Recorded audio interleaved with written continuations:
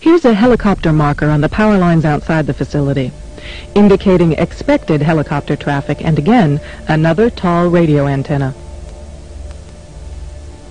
Looking around, you can get an idea of how huge this place is and how many people it could contain in its fenced-in area.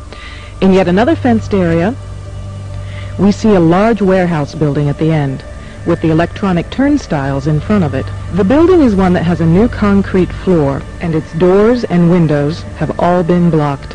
Outside there are new gas pipes. Even as we were filming, a black helicopter flew over us, observing what we were doing, which has happened many times when we have been at the facility.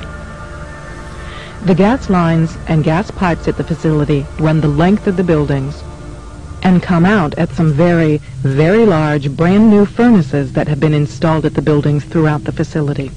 Found this crane, which has seen better days, but is plainly marked U.S. Army in the middle of the stockyard.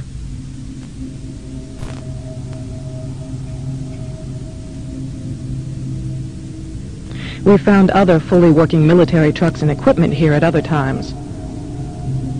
Inside the facility, we found large fenced-in areas next to the railroad tracks marked green zone and blue zone, suitable for holding a lot of people.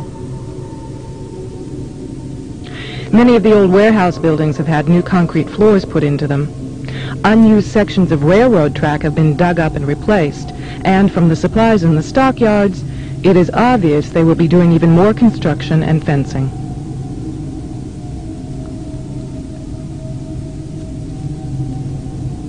Senator Lugar of Indiana recently obtained more federal funding to renovate this facility, which is supposedly only for the repair of broken trains and where most of the buildings on the property haven't been used for years.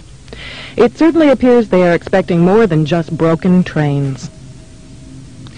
This tower, overlooking the entire facility at one end of the facility along the railroad tracks, also has a radio antenna on it with a ladder up inside of it.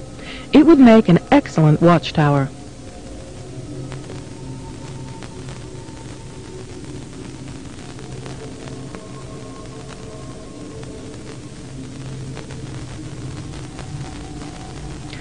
That's quite a headline. We have the emails, we have the internal Halliburton KBR documents, government defense and infrastructure, not for public eyes, restricted info, sent to us by people in government. I'll just leave it at that.